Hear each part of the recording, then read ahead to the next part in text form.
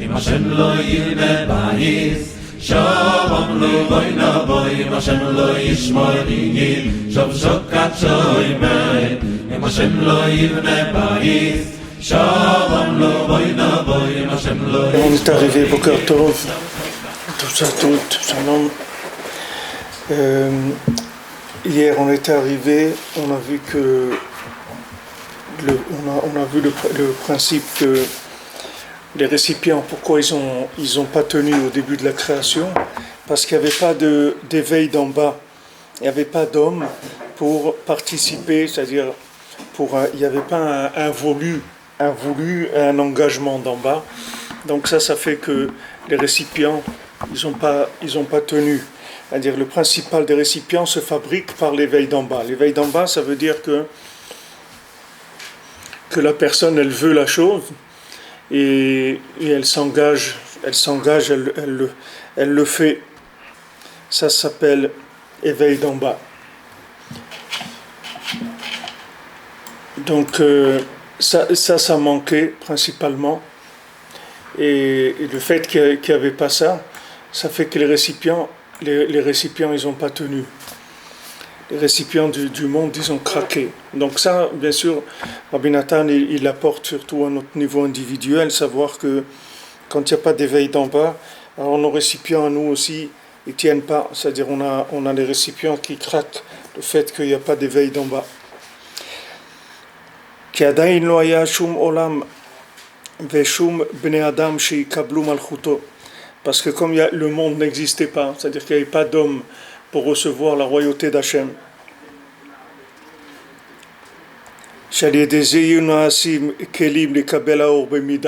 Que grâce à ça, ça allait fabriquer des récipients pour pouvoir recevoir la lumière de façon mesurée. Puisque chaque action, chaque vouloir de se rapprocher d'Hachem, alors ça fait des récipients. Chaque fois que la personne elle veut, chaque fois qu'elle cherche, chaque fois qu'elle fait quelque chose de par elle-même, c'est ça qui fait les récipients, c'est-à-dire ça fait des mesures, ça crée des mesures pour pouvoir recevoir la lumière. Donc ça fait que les récipients ils ont craqué. Et de ça fait le problème du Bgam du Etzadat Tovera, c'est-à-dire c'est ça qui a fait que maintenant il y a eu la faute de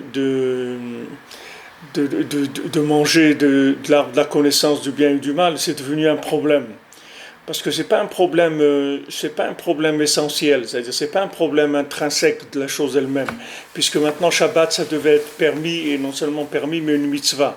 Donc ça veut dire que c'est pas le problème lui-même de la connaissance qui était un problème. Le problème, c'était que l'homme n'était pas prêt à rentrer dans cette connaissance. C'est ça le problème. C'est pas la chose elle-même. C'est-à-dire la connaissance elle-même, il n'y a pas de problème. C'est-à-dire l'homme, il peut avoir accès à la connaissance. Le problème, c'est que si maintenant l'homme, il veut avoir accès à la connaissance, alors qu'il n'a pas encore de récipient, alors cette connaissance, elle va le détruire. Et du ribouille or, c'est-à-dire ça va le détruire. Au lieu de construire, ça va le détruire. Donc il doit mesurer ses récipients, et selon ses récipients, alors il a le droit à la connaissance. C'est pour ça qu'on dit Kol misho chokhmato meruba memaasav, c'est-à-dire s'il a plus de connaissances que d'action, alors sa connaissance elle s'en va, parce que c'est quand les récipients ils explosent, la lumière elle remonte à l'infini. Elle reste pas. La lumière elle vient pour essayer de déclencher, c'est-à-dire de déclencher l'engagement de la personne, l'engagement dans ses mesures, comme un appel d'offre ou quelque chose comme ça. C'est-à-dire il y a un appel, tu dois répondre présent à l'appel par rapport à tes moyens.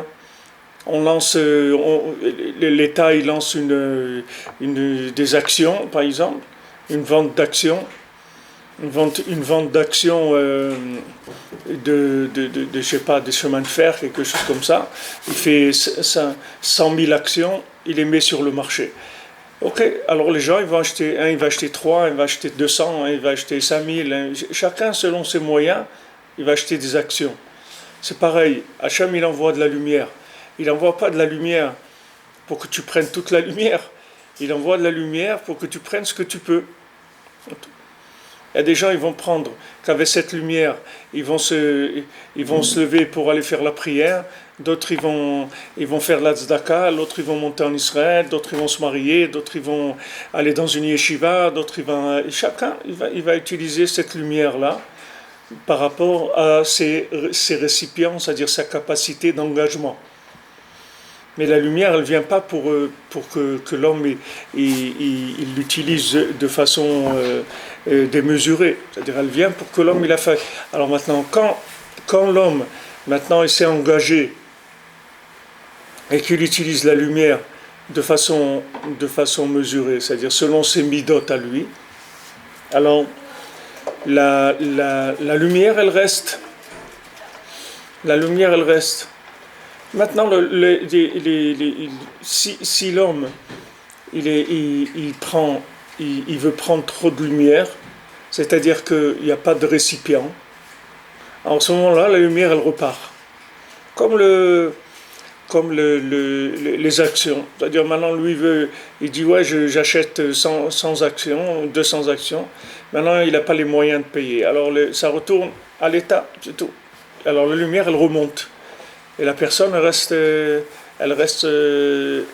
bien sûr, elle reste cassée et qu'elle n'a pas de lumière. Et la royauté d'Hachem, elle reste cachée du monde. L'homme lui-même, il reste détruit par le ribouille or. Et la lumière, elle reste cachée du monde puisqu'elle est retournée en haut. C'est-à-dire que c'est le contraire de la création, c'est-à-dire du but de la création. Le but de la création, c'est que la lumière, elle reste en bas. C'est pas qu'elle monte en haut. C'est qu'on augmente tous les jours la présence de la lumière divine dans le monde. Maintenant, quand lui, il a utilisé la lumière de façon exagérée, donc il n'a pas pu la retenir parce qu'il n'avait pas les récipients, la lumière, elle est partie. Et lui, il reste sans rien, il n'a pas de lumière. C'est-à-dire qu'il n'a pas de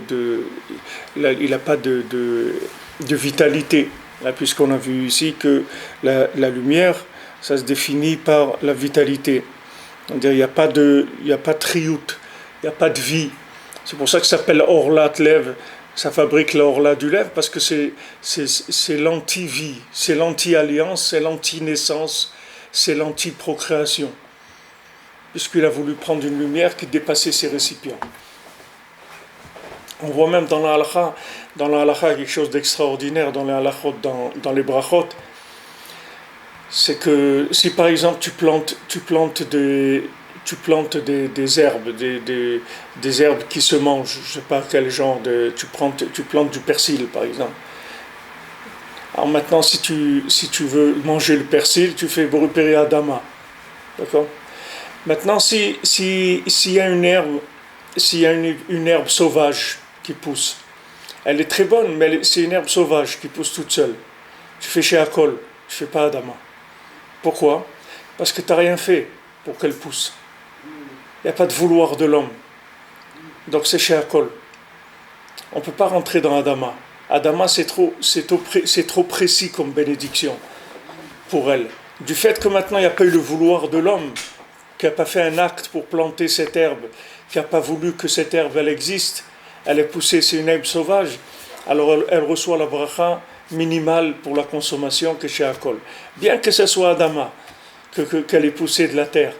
Alors que si il la plante dans son jardin, la même herbe, il la prend, cette herbe sauvage, il prend les racines ou je sais pas les graines, et il met dans son jardin, il fait pousser ça, et va faire Adama dessus. Donc vous voyez que ce qui va déclencher la qualité, le niveau de la bracha, c'est que si l'homme il a fait quelque chose, si l'homme il n'a pas fait, on ne regarde pas le résultat. Parce que tu peux te dire, mais qu'est-ce que ça change? Que quelqu'un il est planté ou que personne ne l'est planté?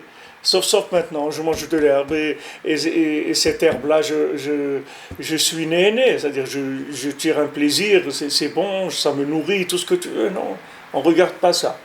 Il y a eu une action qui a été faite, il y a eu un vouloir de l'homme pour que elle pousse cette herbe.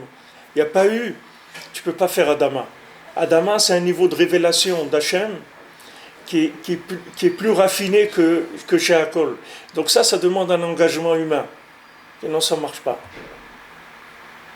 Pour voir, regardez comment ça fonctionne. C'est-à-dire, la halacha, elle est comme ça. C'est le Shulchan Aruch. Ça veut dire que, bien sûr, quand le Shulchan Aruch, il va te dire une phrase comme En la chashivut kol kach. Il va te dire comme ça. C'est-à-dire, le Shulchan Aruch va te dire elle n'a pas trop d'importance, cette herbe-là, parce que du moment où elle n'a pas été plantée par l'homme, etc. Donc c'est un truc qui a poussé comme ça. Mais attends, mais c'est Hachem qui a créé le monde. Il y a toute une vie dans cette herbe-là, tout ça. Il y a eu de la pluie, il y a plein de choses qui sont... Disons, c'est pas le résultat, c'est pas que c'est une herbe qui est mangeable. Comment elle est devenue ce qu'elle est? Comment elle est devenue une herbe qui est mangeable et dont tu peux tirer profit? Elle est devenue comme ça par un acte de l'homme ou pas? Parce qu'il n'y a pas eu d'acte de l'homme, il n'y a pas un vouloir de l'homme, il n'y a pas une utilisation du libre arbitre de l'homme. Chez Akol, c'est tout. Tu ne vas pas plus loin que ça. Tu peux pas. Il n'y a pas assez pour aller plus loin.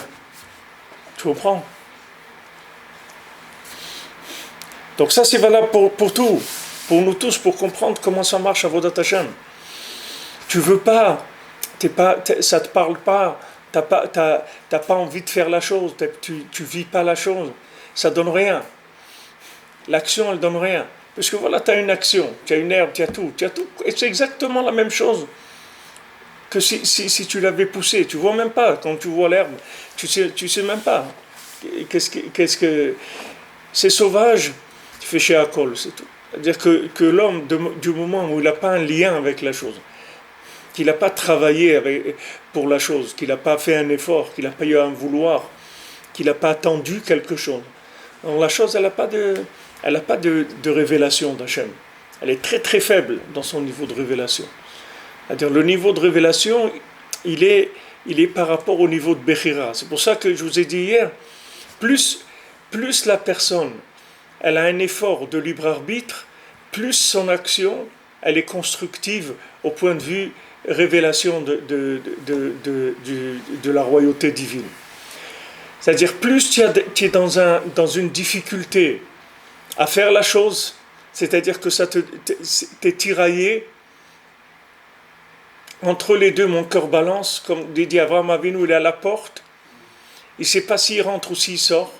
Et en fin de compte, avec son vouloir, il arrive à rentrer. Alors ça, c'est les plus grands récipients qui existent. Parce que tu as fait un choix. Tu as utilisé cette situation-là. Elle était presque perdue, tu vois, comme le bras de fer. C'est-à-dire que c'était presque descendu. Ça allait presque toucher de l'autre côté. Et tu as remonté et tu as basculé de l'autre côté. Alors maintenant, plus tu étais proche de lâcher, et plus tu te reprends, et tu rentres, et plus tu as révélé l'honneur d'Hachem. Donc là, tu comprends pourquoi Yitro, il a révélé l'honneur d'Hachem, plus que des gens qui étaient sortis d'Égypte et qui étaient dans la Torah. Parce que Yitro, il a fait les 70 idolâtries du monde, il a fait toutes les religions du monde. Donc c'était un prêtre même de l'idolâtrie. Donc il a fait basculer ça complètement vers la Torah, vers la Gdusha. Donc c'est le plus gros récipient qui existe, c'est-à-dire que c'est la plus grande révélation d'Hachem qui existe. Donc dans tes points faibles, là où tu es en lutte, c'est là où tu révèles l'honneur d'Hachem. Dans tes points forts, où tu n'as plus besoin de faire d'efforts, il n'y a pas d'honneur d'Hachem, parce que c'est automatique. Tu n'as pas à chaque fois, tu n'as pas besoin de faire l'effort à chaque fois. Donc tu n'as pas besoin de l'effort, la chose elle est acquise, on n'en parle plus. Ça veut dire qu'il n'y a plus cette vitalité, il n'y a plus cette révélation d'Hachem. Plus tu te trouves dans des situations où tous les jours tu vas te demander si tu vas le faire ou pas, et chaque jour ça te demande un effort de le faire, cet effort-là, c'est lui qui révèle le kavod d'Hachem. L'effort dans la diminution du mal, c'est aussi la révélation d'Hachem. Généralement, il faisait des bêtises pendant 10 heures. Il fait un effort, il en fait que des bêtises pendant 9 heures. 7 heures de moins. Il est toujours dans des bêtises. C'est oui une révélation d'Hachem, il n'est pas passé dans le positif encore. J'ai pas compris. Il y a de passer... Non, j'ai pas bien actions à bonne entendu. action. Tu peux dire la même chose, mais j'ai pas bien entendu. Voilà, c'est ce que je dis. Ouais. Ah, la même chose. Quelqu'un qui faisait 10 heures de bêtises par jour. Après, 10 heures de quoi? De bêtises. Ah, des bêtises, ok, 10 heures par jour, Après, ouais. il fait un effort, il fait 9 heures de bêtises par jour. Ouais. Il a diminué d'une heure, Ouais. de bêtises. Mais c'est pas qu'il a commencé à faire du plus. Est-ce que là, cette diminution de bêtises, C'est la même chose. Aussi. C'est la même chose, et même plus. C'est plus, parce que Bien quand sûr. on regarde extérieurement, on voit que le mec Bien il fait sûr. des bêtises quand même. Bien sûr. Donc, extérieurement, le mec il est dans la foi. Bien sûr, la Gemara, elle te C'est dit, correct, elle te dit un Baal Tshuva, un bonhomme qui a l'habitude de faire des avérotes. Rien qui ne fait pas des avérotes, chaque seconde, ça lui compte une mitzvah. C'est un guilou d'Hachem. Bien sûr, c'est un Gilou d'Hachem. Aussi le contexte. Bien sûr. Il est dans la Puisque maintenant il a envie d'être un mourad, il a envie d'être un opposant, il a envie de trahir, et il ne trahit pas. Il se retient après. Ouais. Il ne fait pas des super actions d'un côté. Non, il se retient, il ne fait pas de mal. C'est ce qu'il a dit à Benou, ne faites pas de mal, c'est C'est tout. un guilou d'Hachem, même dans son contexte de Touma. Bien sûr, c'est un Gilou d'Hachem. Je sais que c'est crachou, mais guilou d'Hachem. C'est-à-dire qu'il n'ajoute pas, il ajoute pas de la stara, il ne cache pas Hachem. Comme un Breslever, il a dit, avant de mourir, il a dit étudier, j'ai pas étudié beaucoup dans ma vie. Mais ce que Rabbeinu, les livres qu'il a dit de ne pas étudier, je ne les ai pas étudiés. Non, c'est bien, c'est pas chou, mais est-ce que c'est bien guilou d'Hachem?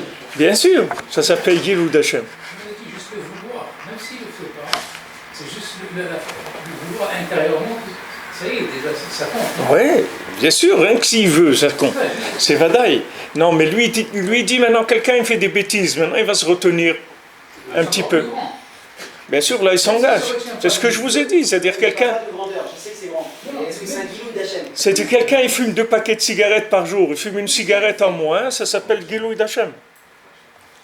C'est-à-dire que ce qui fait cette cigarette en moins, bien que c'est rien par rapport à quelqu'un qui ne fume pas. Mais lui, il est Magdil Kavod Hachem. Pourquoi il fait ça? Parce qu'il trouve que la Kavod, il était au pire, d'accord, mais il est passé au plus. Alors moi, ma question elle est différente. Il était au pire, il est passé au moins pire. C'est la même chose, c'est la même chose. C'est la même chose. Rabbeinu il dit, même si tu te trouves à 20 km sous terre, spirituellement, et tu vas avancer d'1 millimètre, le Yitzhara, il ne te laisse pas. Tu comprends? C'est-à-dire même si tu es dans un truc comme ça, c'est-à-dire que Mamash, le bonhomme, il est complètement noyé dans la Touma, tu vois. Maintenant, il va faire un truc 1 millimètre, c'est-à-dire qu'il va faire une bracha, par exemple.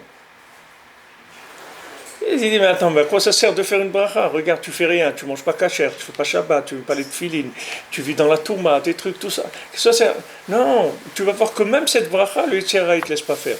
Parce que cette bracha, elle est importante. Il ne va pas te laisser faire. C'est sûr, il n'y a pas de... Même si ça se passe que dans du négatif, c'est le fait que maintenant, tu fais pas de négatif, c'est du positif, c'est mental. Mais c'est très grand comme... Donc on voit que les maasés, les gens ils cherchent des trucs très forts, mais c'est pas des trucs forts qu'il faut. Ils font des choses qui soient à ta portée et qui te demandent juste un effort qui t'est possible à l'endroit où tu te trouves. Et à ce moment-là, tu révèles le kavod d'Hachem. Parce qu'il faut qu'il y ait tout le temps un lien. Il faut qu'il y ait tout le temps un lien entre si tu veux, le cœur. Il faut que toujours un lien entre le cœur et ce que tu fais. Parce que sinon ça passe tout à côté. C'est-à-dire il ne reste rien dans la personne. Et je vous donne un exemple.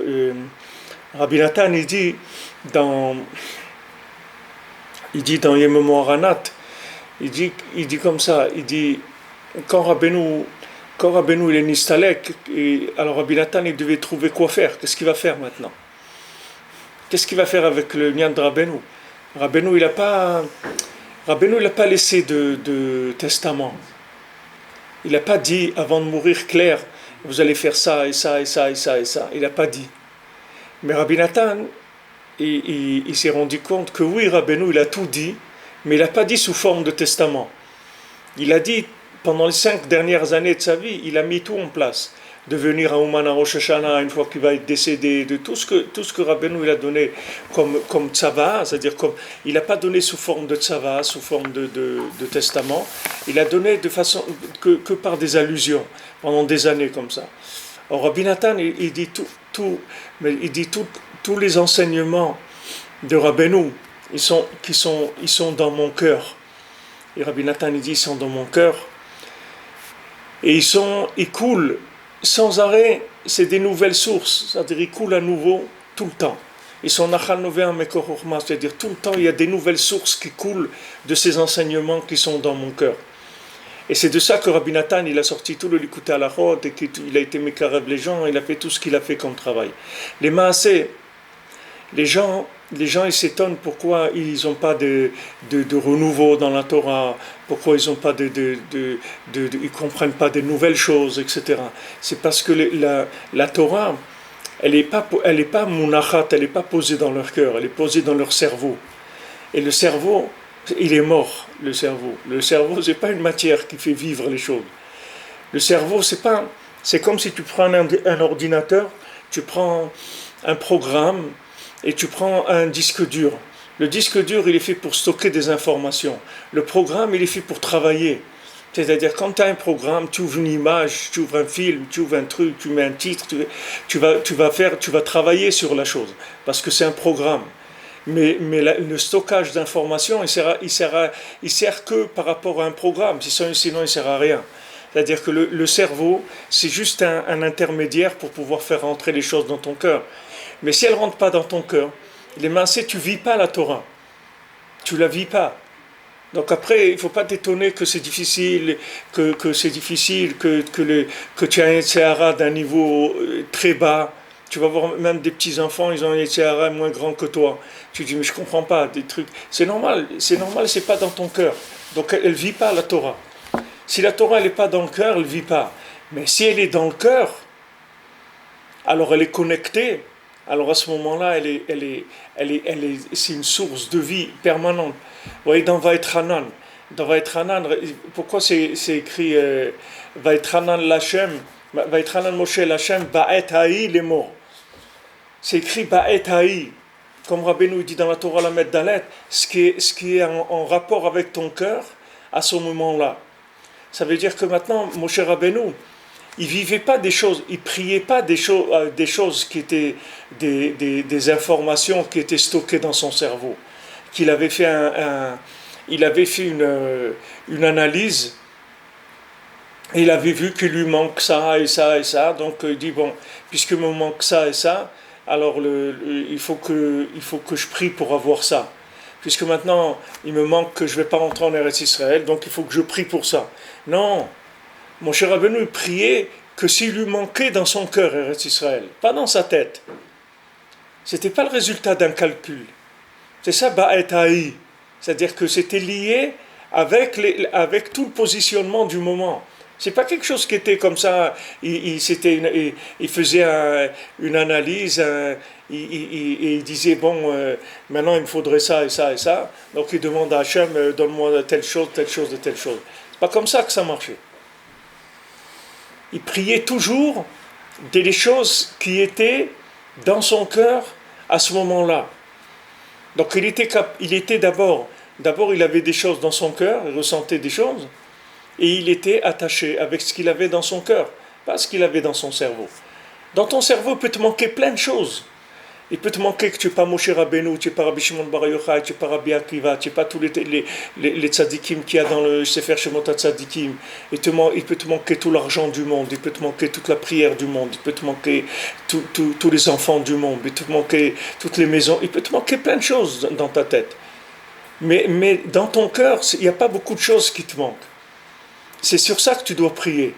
Parce que ça, c'est réel. C'est-à-dire ça va révéler le kavod d'Hachem. Tandis que si tu pries sur des choses qui n'ont pas un rapport dans ton cœur, qui sont des choses intellectuelles, tu vas pas arriver à vivre les choses. Il y a des gens qui disent ouais,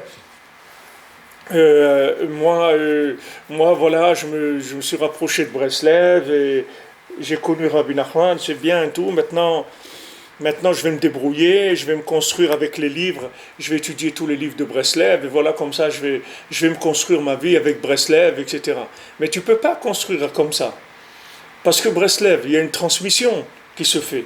Cette transmission, elle va te mettre en place les choses, comment les vivre. Tu vas savoir comment on vit les choses. Si tu prends par exemple, si tu prends Tikkun Chatzot, que c'est un des piliers de la Avoda de tous les Breslevers, tu verras dans aucun passage que tu vas remarquer que ça plutôt qu'autre chose. Tu comprends? Tu vas voir plein de choses qui sont. Rabbeinu l'a dit, il ne faut pas aller chez le médecin. C'est écrit Béferouche. Rabbeinu, il disait, les médecins c'est dangereux, il ne faut jamais aller chez le médecin. Rabbi Nathan, jamais il allait chez le médecin. Mais maintenant, si tu vois les Breslevers qui avaient, dans les générations juste avant nous, ils allaient, oui, chez le médecin. Tu comprends? Parce que eux, ils ont vu que cette chose-là, elle n'était pas vivable pour les hommes. C'est-à-dire que quand Rabbeinu il a parlé à quelqu'un qui avait un degré d'émouna, que les gens, ils n'étaient plus dans ce degré d'émouna. Et maintenant, les gens, non seulement ils doivent aller chez le médecin, mais ils sont obligés d'aller chez le médecin. Ils n'ont pas le choix. Tous les Breslevers qu'il y avait, ils allaient chez le médecin. Disons, la plupart d'entre eux. C'est comme ça qu'on a reçu. On a reçu des Chachamim qu'il y avait. Qu'il faut aller, oui. Alors maintenant, ça, c'est le contraire de ce qu'il y a écrit. Comment c'est... Il y a un livre qui dit que Rabbeinu, quand il a parlé pour jusqu'à Tchilat après Mashiach. Ouais, c'est vrai. Alors, qu'est-ce qui est sodier ce dibour, il est vrai, mais pour l'instant, il n'est pas praticable, c'est tout. Tu n'as pas les kelim. Tu n'as pas les récipients. Maintenant, après, tu vas voir que tu vas le vivre, mais maintenant, tu ne peux pas vivre cette chose-là. On ne peut pas tirer une conclusion seule de quoi que ce soit Tu dois faire très attention, surtout des choses comme ça qui sont hyper dangereuses. Tu dois faire attention. Parce que le gars il dit je vais pas aller chez le médecin. Mais Rabbeinu, quand il a dit ça, quand Rabbi Nathan, qui était un élève de Rabbeinu, il n'allait pas chez le médecin. Mais Rabbi Nathan, il était Ochez Bidvar Hashem. C'est-à-dire Rabbi Nathan, il avait une émouna, que c'est pas qu'il n'allait pas chez le médecin, c'est que les médicaments, ils venaient dans son pain. Il n'avait pas besoin d'aller chez le médecin.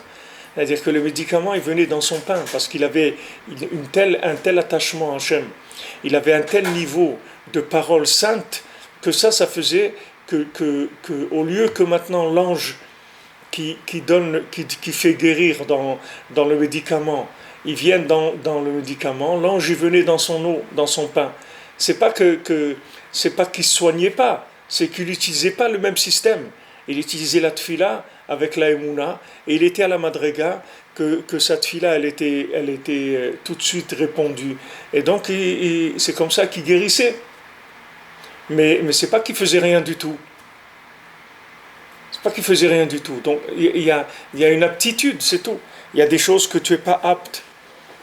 Rabbeinu, il dit qu'il faut mettre les tefilines de Rachid Rabbeinu Tam.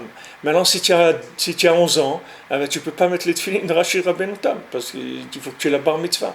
C'est la même chose. On n'est pas dans un état où on peut mékaïem ça, mais ça ne veut pas dire que cette chose-là, on ne peut pas la faire. On peut prier pour ça, on peut demander à Hachem. Et chaque fois que Shalom, on a besoin d'aller chez le médecin, on sait que Rabbeinu dit de ne pas aller, mais d'un autre côté, on sait qu'à notre niveau, on n'est pas capable de rester malade et de voir empirer les choses et d'attendre, etc. On a besoin de faire quelque chose, alors on le fait. Pour le travail, pour tout, c'est comme ça. Les Chachamim, ils vont te dire que voilà, qu'il faut étudier toute la journée, que le Torato Banuto, que tout ça, il faut de l'interprétation. Interprétation, ça veut dire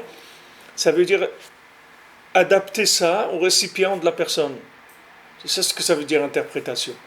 Donc tu ne peux pas t'amuser, surtout en tant que Baal Tshuva, tu ne peux pas t'amuser à faire l'apprenti sorcier, parce que c'est hyper dangereux. C'est hyper dangereux, ça peut amener des catastrophes. Il y a beaucoup de gens que Hachem Ishmor, ils ont vécu des catastrophes mamash, des choses horribles. C'est pas des choses horribles. Que voilà, cette dame-là, avec ses 4 enfants, il n'y a pas longtemps, il y a quelques années, il y a une femme qui s'est suicidée, elle s'est jetée du je ne sais pas quel étage. il y a des Breslevers en prison qui ont fait des trucs terribles. D'où ça vient? Tout ça, ça vient du Ribouille Or, c'est tout. Ribouille Or, les gens, ils adaptent pas, ils savent pas qui ils sont. Ils se rendent pas compte dans quel niveau de faiblesse ils sont. Alors ils veulent jouer les apprentis sorciers. Et Rabbi Nathan, il dit, Béférouche, c'est écrit comme ça. Mais ça ne va pas dire parce que c'est écrit que tu dois le faire. Il me dit, alors qu'est-ce qu'on fait? Ce qu'on fait, il faut du chimouche, mon ami. Il faut du chimouche. Si tu n'as pas de chimouche, il n'y a rien. Si tu ne sais pas comment ça s'utilise, il vaut mieux que tu ne le touches pas. Parce que c'est dangereux. C'est dangereux. Surtout quand tu as beaucoup d'enthousiasme et tu veux appliquer les choses à la lettre de ce qui est écrit. Si tu lis ça, tu bouquines comme ça, que juste ça te plaît, il n'y a pas de problème. Tu peux bouquiner tant que tu veux, il n'y a pas de problème. Mais si tu vas t'engager par rapport à ce que tu vas comprendre qui est écrit, tu peux te trouver complètement en dehors. Mais alors complètement en dehors. Avec ce qui est écrit, tu peux te trouver complètement en dehors. Comme disait Rav Vassilski, dans le Likutei Moharan, il y a tout, il y a même le Hémet. Un paradoxe même, c'est que quelque part, Breslev, ça se répand au Hachem, ça se développe extraordinairement. De côté, les gens qui sont capables de transmettre le chimouche, il n'y en a pas beaucoup. Alors, de l'autre côté, ça se développe, mais on n'a pas de chimouche qui va avec. Ouais, ben, si tu veux, quand il n'y a pas. S'il n'y a pas des bonhommes qui sont capables. Et il y a, au Hachem, il y a quelques dizaines qui ont du chimouche. Il y en a quelques dizaines qui ont du chimouche. Même si la personne n'a pas un rapport direct, mais il y a des choses qui se font, il y a des choses qui se transmettent, même si ce n'est pas direct. Les gens, ils entendent des dibourim, ils voient des comportements, etc. C'est ça qui fait vivre la chose. Sinon, ce n'est pas qu'en voyant le livre.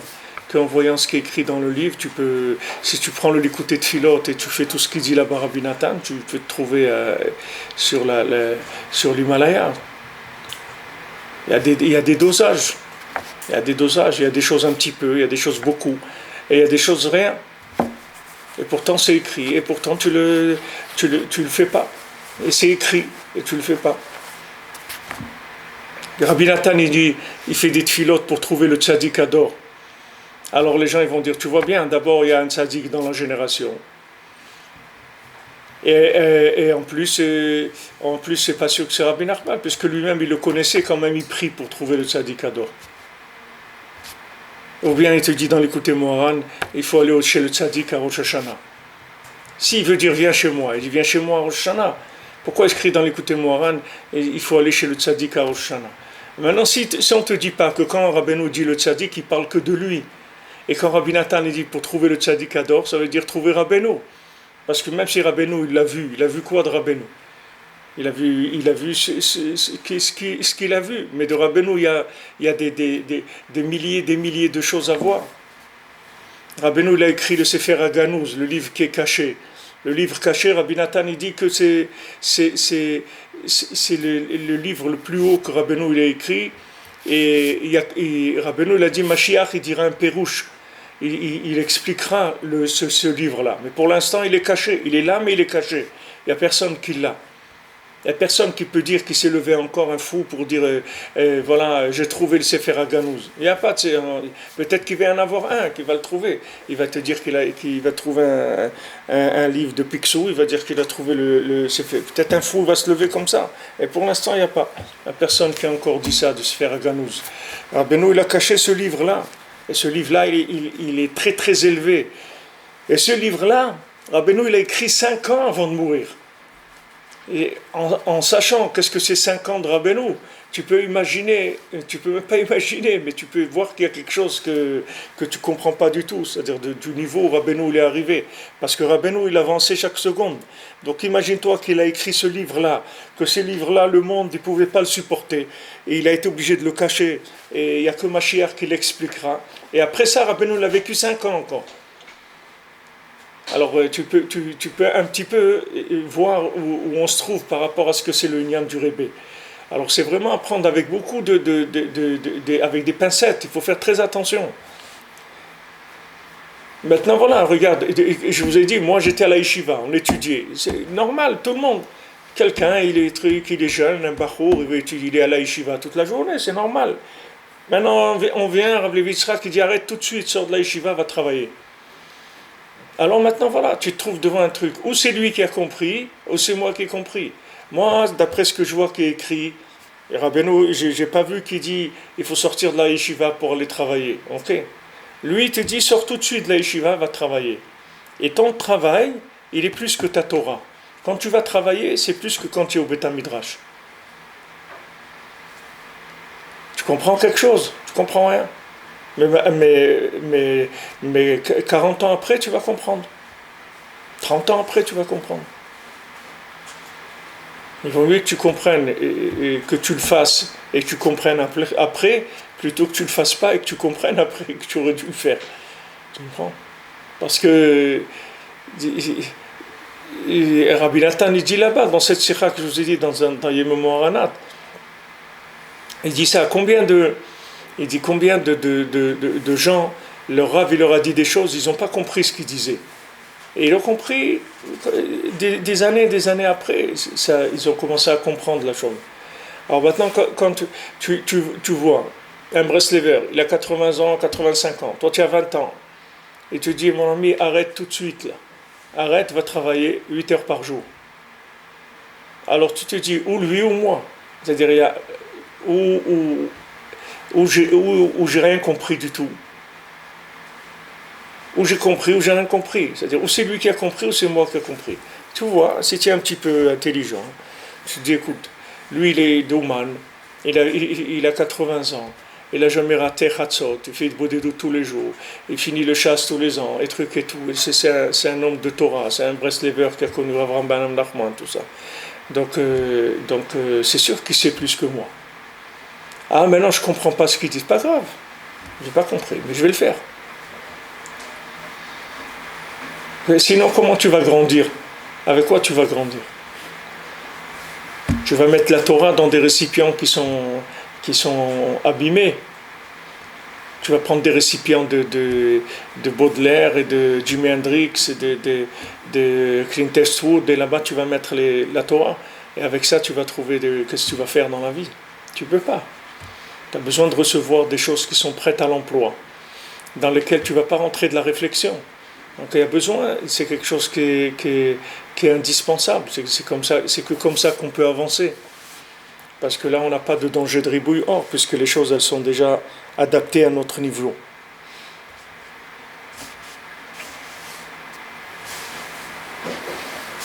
Donc on est arrivé là que Nitahava Prinat Gamatzadat, c'est-à-dire que de là, du fait que maintenant il y a eu les récipients qui ont explosé. Donc c'est ça qui a fait que l'arbre de la connaissance du bien et du mal, c'est devenu un problème. Et donc ça fait que quand maintenant il y a eu la consommation du fruit de l'arbre de la connaissance du bien et du mal, ça fait grandir le prépuce du cœur. Donc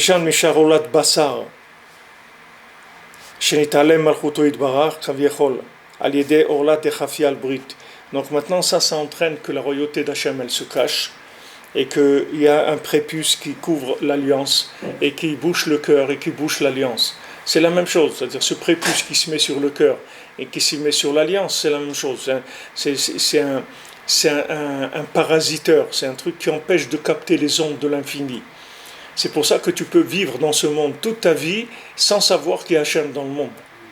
Parce que tu peux vivre avec c'est comme quelqu'un il vit avec des lunettes 3D. Et il croit que c'est ça le monde, c'est tout. Et il ne sait pas. Il ne sait pas. Une fois, il y avait une fois dans un restaurant quelqu'un était dans un restaurant à New York. Il était dans le quartier juif là, à Crown Heights, je sais pas, dans un quartier juif. Alors il était en train de, il est venu manger dans le restaurant et il a vu que le serveur, c'était un serveur chinois ou thaïlandais ou truc, mais il parlait en yiddish. Alors il a demandé au patron, il a dit c'est bien, hein, il a pris le yiddish et tout, il lui dit non mais ne lui dis rien parce que lui croit que c'est l'anglais. Parce que lui, il est arrivé là-bas et directement, il a été travailler dans le restaurant et il vivait avec eux. Donc, il pensait que c'était ça la langue, c'était ça la langue du pays. Il ne savait pas que c'était lui dit, c'était pas l'anglais qu'il a appris le bonhomme. Alors, bon, nous, c'est un petit peu la même chose. C'est-à-dire qu'on a un prépuce sur le cœur. Ce prépuce-là, il nous empêche de capter l'infini. Sinon, on capterait l'infini en permanence dans tout ce qu'on ferait, chaque seconde de notre vie. Mais ce prépuce-là, il cache. Alors, plus il est épais, et plus il cache, il peut cacher complètement. C'est-à-dire que la personne, elle peut être aveugle, mais complètement aveugle. Mamache aveugle, elle ne voit rien du tout. Et ça ne sert à rien de lui dire ne sois pas aveugle, parce que ce n'est pas avec ça que tu vas le rendre voyant.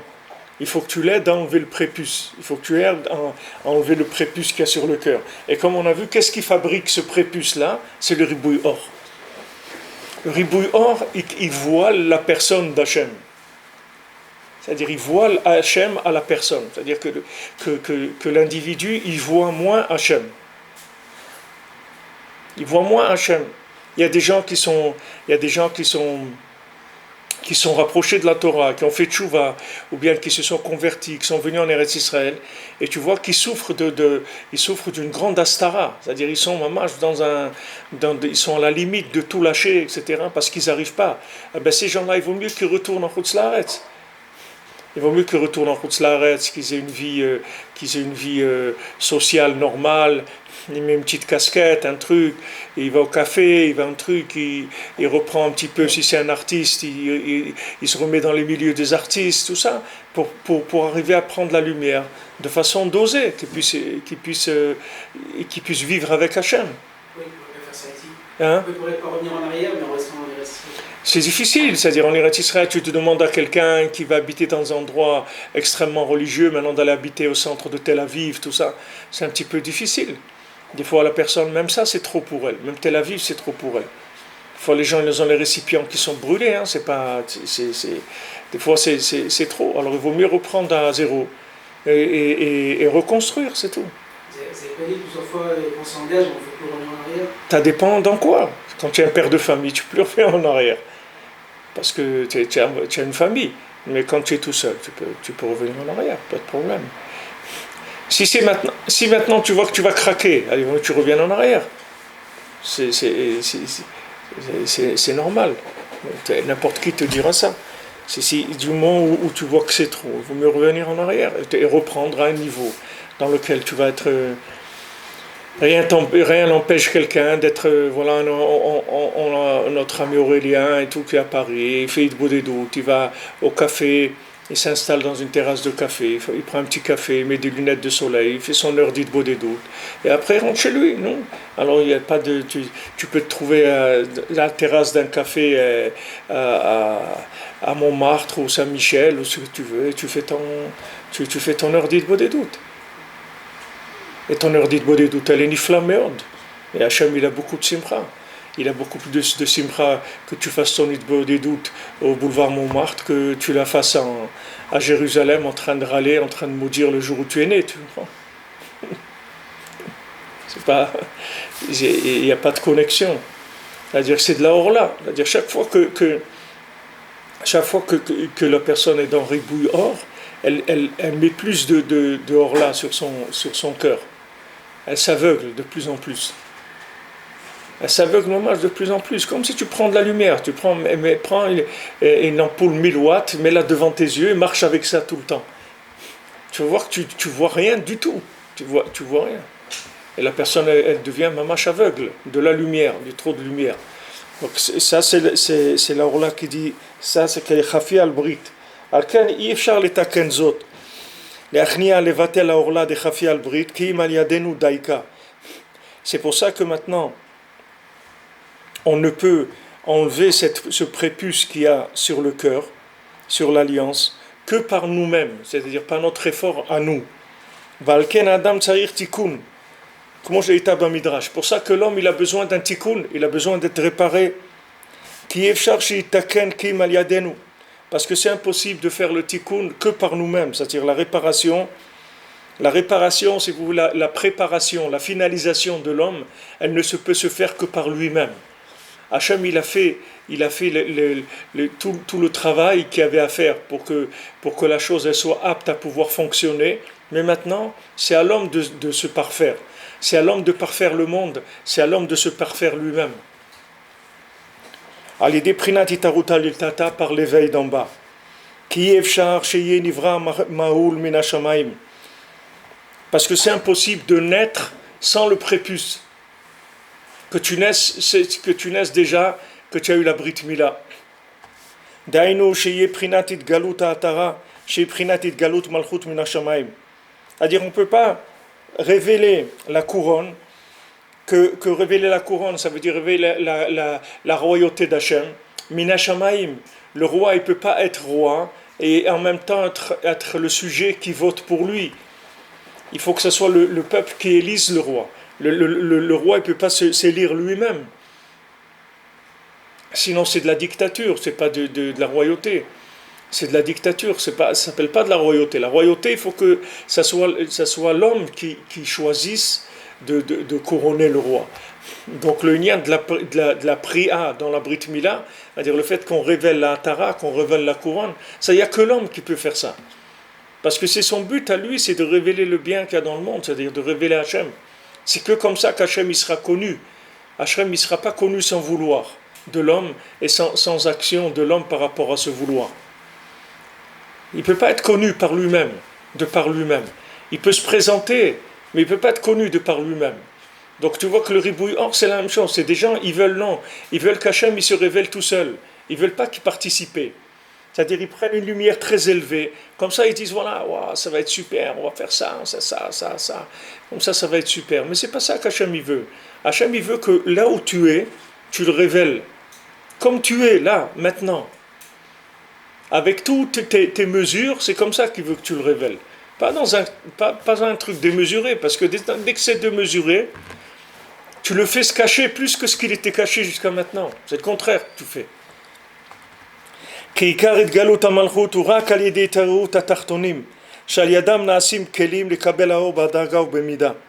Parce que toute la révélation de la royauté d'Hachem, ça n'est que par l'éveil des gens qui vivent dans le monde ici inférieur, que grâce à eux, il y a des récipients qui se font pour recevoir la lumière d'Hachem de façon graduelle.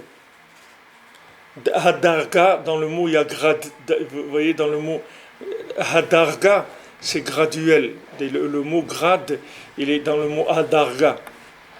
Ou Bemida, et de façon mesurée. Que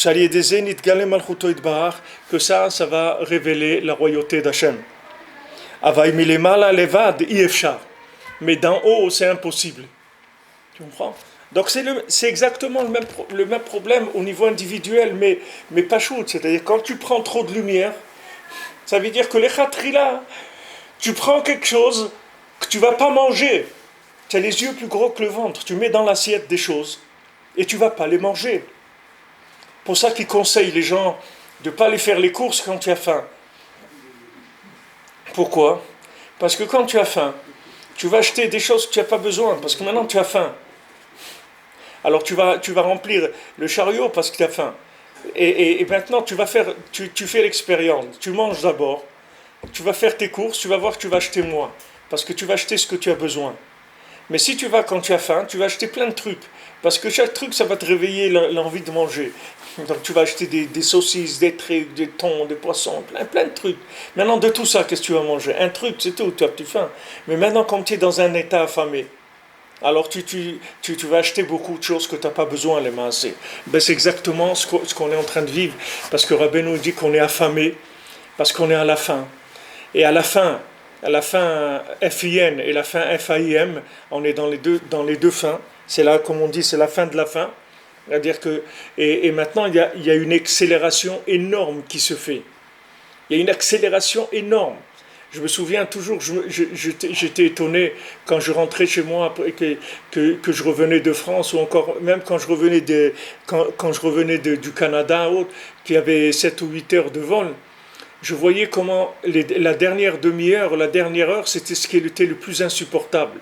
Et je me disais, mais comment on est fait? Et je dis, regarde, tu rentres dans un vol où tu vas rester 8 heures assis, d'accord? La première heure, la deuxième, tu sens rien, tu t'occupes, tu fais, tu étudies, tu fais ce que tu as à faire, etc. Ok. Il arrive la dernière demi-heure, tu commences à bouillonner. Elle dit, mais attends, dans une demi-heure, tu arrives. J'ai peur qu'il fasse demi-tour. Ah ouais. C'est-à-dire comment c'est possible que Béhémet, c'est quelque chose qui est un teva dans le nefesh. C'est-à-dire c'est la nature de l'âme humaine d'être comme ça. C'est-à-dire que plus tu approches de la fin, moins tu peux attendre. Quelqu'un il va se marier. Les derniers jours avant le mariage, c'est là où il attend le plus, alors que 3 mois avant, ils sont occupés, ils font les faire-part, la salle, les trucs, les amis, travail, c'est tout. Mais les derniers jours, c'est toujours le plus dur.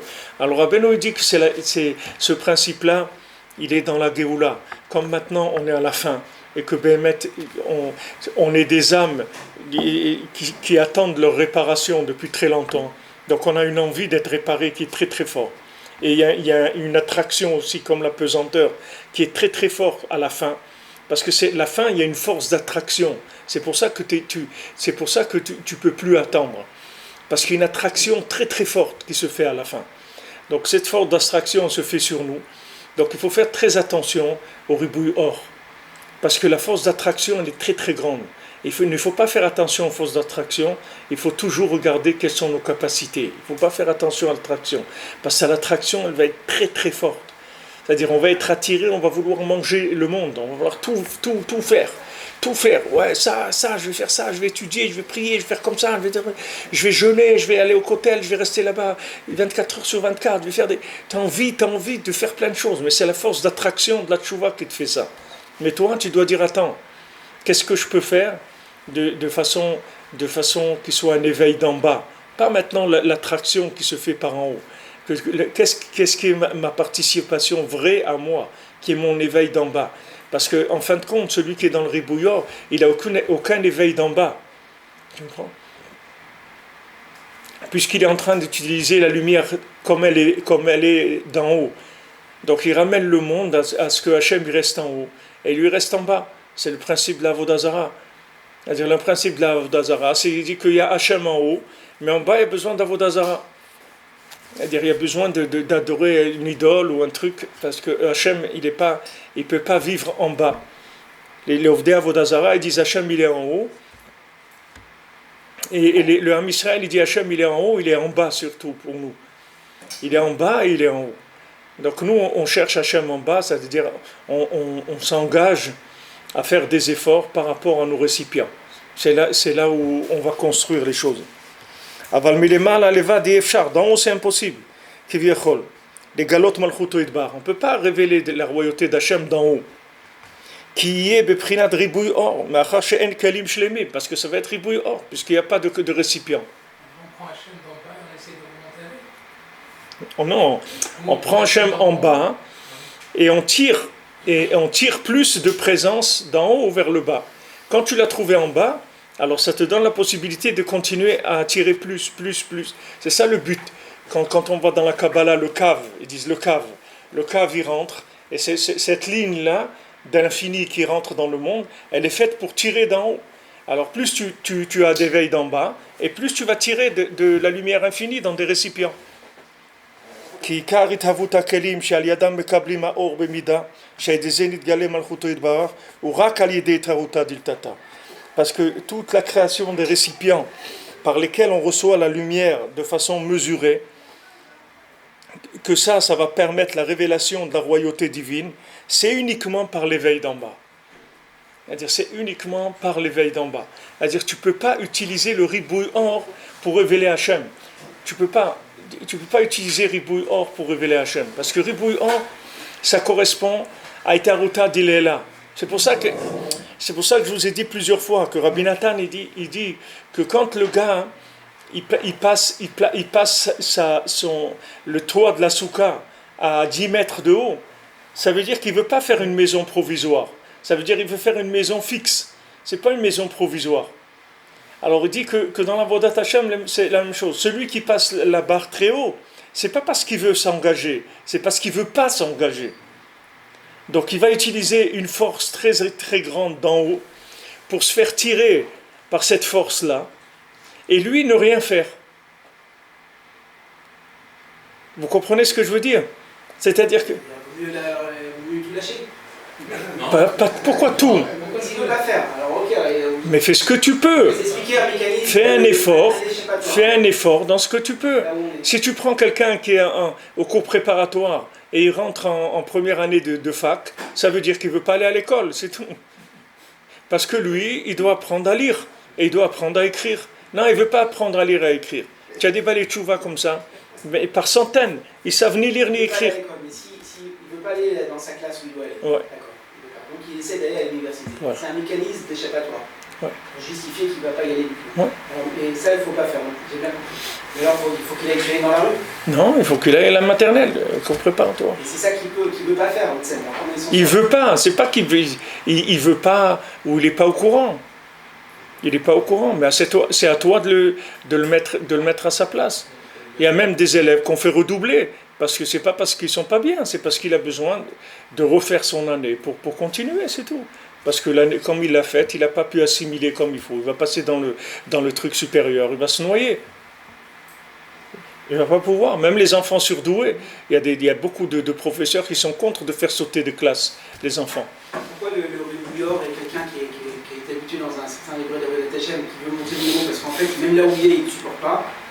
Pourquoi c'est si dangereux? Parce que s'il va à Tel Aviv ou s'il va en France, il va complètement déconnecté. Pourquoi il va complètement déconnecté? Pourquoi? C'est sûr que de chauffer les blancs des Shivas, c'est pas idéal, on est d'accord. Et traîner dans la rue, c'est bien pire. Mais on parle pas. Pourquoi tu parles de traîner dans la rue? Vous me dites quelqu'un... Tu vas à la maternelle, c'est pas traîner dans la rue.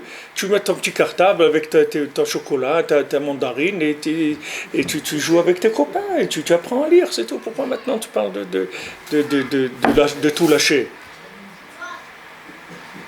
Au contraire, c'est quand tu cherches à viser trop que tu as tout lâché. Tu n'as même pas commencé, il oui. ne veut pas déjà être là où il est. Hein? C'est ce que je comprends. Quand il veut viser trop haut, c'est un mécanisme qui n'accepte pas d'être là où il est, Ouais. donc il va faire le Zorma, il va aller là-bas, mais en fait, c'est très bien. Mais là-bas, il ne va pas y arriver, donc il va tout lâcher au final. Et c'est de la Touma, et c'est tout ce qu'on veut. Mais s'il ne veut pas être là où il est, alors il va partir complètement. Ouais, on va lui dire de se mettre là où il est, on va l'orienter.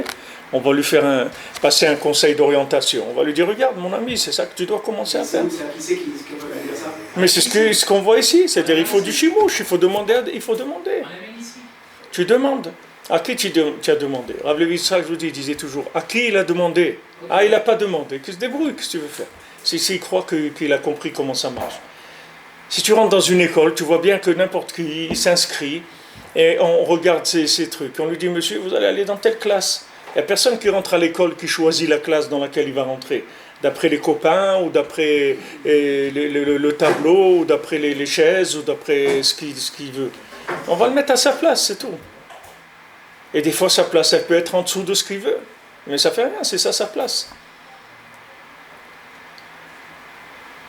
Là, tu comprends la Nekuda qui dit ici, que maintenant que c'est uniquement l'éveil d'en bas qui réveille la royauté d'Hachem. Sinon, il n'y a pas d'éveil, il n'y a pas de royauté d'Hachem. Donc les gens qui veulent se mettre dans des systèmes qui sont hyper cool, parce qu'ils vont dans du ribouille. Pourquoi les gens rentrent dans ribouille or? C'est pour ne pas travailler, c'est tout. Au fond, la personne, elle ne veut pas travailler, parce que celui qui veut travailler, il s'engage, il commence par le commencement. Il y a des gens, ils veulent des patrons, mais pas sans travailler. Mais c'est pas qu'un patron, c'est un super travailleur. C'est ça un patron. Mais c'est pas un patron, c'est un bonhomme qui a travaillé 14 heures par jour pendant des années. C'est comme ça qu'il est devenu patron. Malheur à lui, si un patron il devient patron, il n'a jamais travaillé, parce que c'est pas un patron, c'est un guignol. Un patron, il doit être capable de remplacer n'importe quel de ses employés, sinon c'est pas un patron. Un patron, c'est un grand ouvrier, c'est pas un bonhomme qui est patron et il sait rien faire. Alors les gens, ils veulent des patrons dans la Torah, et ils veulent pas travailler. Mais va travailler, commence à travailler, c'est tout. Va, travaille 8 heures par jour, fais ton travail, fais des trucs. Sokové Haïtim la Torah, fais ta tfila et tout. Et commence à travailler, à te construire et à avancer. Et révèle Hachem dans le monde. Parce que si tu vises trop, tu ne révéleras rien du tout. Puisque maintenant tu veux utiliser du ribouille or, ça veut dire que tu veux utiliser de la lumière, des taruta d'Ilaïla. Tu veux vivre avec l'éveil d'en haut. tu fais du doping, tu comprends? C'est pas du sport, c'est du doping. Tu utilises la lumière qui n'est pas une lumière, qui est une lumière malsaine pour toi, parce qu'elle est au-dessus de tes récipients. Donc le doping, ça compte pas dans le sport. Tu ne peux pas dire je suis arrivé à faire ça. Comment tu es arrivé? Du doping, ça ne vaut rien du tout. Tu es disqualifié. Même si quelqu'un est arrivé le premier et on se rend compte qu'il s'est dopé, on est disqualifié. Il n'a pas joué du tout. On ne compte pas qu'il est arrivé, bon, on lui dit, bon, tu as pris du doping, on va te mettre 20e ou 30. Non, rien. Tu es out, tu n'as pas participé du tout. Il dit, mais attends, j'ai pédalé tout le temps. Non. C'est dans le spirituel. Hein? Dans le spirituel, c'est comme ça. C'est quand? Dans le spirituel. Parce que dans le monde du travail, dans le monde sportif, c'est d'être vainqueur, mais sans se faire attraper par le doping. Ouais, Lui, ça c'est autre chose, ça c'est un jeu. Le but, c'est de vainqueur. Mais dans le spirituel aussi, les gens ils croient qu'ils ne vont pas se faire attraper. Mais les gens ils vont se faire attraper aussi, ils ne croient pas. Celui qui fait du doping, on l'attrape aussi, t'en fais pas. Il va arriver un moment dans sa vie, il va se faire attraper. C'est ce que je dis, dans le spirituel, c'est clair, mais dans la vie hors spirituelle, c'est pas ça, on s'en fout, soit dopé ou pas. Il y a des gens qui peuvent avoir des titres qui ne leur appartiennent pas et vivre avec comme ça toute leur vie. Mais dans la Torah, c'est pas comme ça. C'est-à-dire que ce qui est pas à l'homme, ce qu'il n'a pas acquis par l'éveil d'en bas, tôt ou tard, on va lui enlever. Tu as bien vu la sortie d'Égypte, il n'y a pas eu l'éveil d'en bas, il n'était pas assez grand. On nous l'a enlevé. Les gens, ils sont morts dans le désert, ils ne sont jamais rentrés en Eretz Israël. Leurs enfants, ils sont rentrés, mais eux, ils ne sont pas rentrés. Parce qu'ils n'ont pas eu l'éveil d'en bas qui correspondait à la délivrance qu'ils ont vécue. Bezrat Hashem. Bonne journée. Hatzlacha.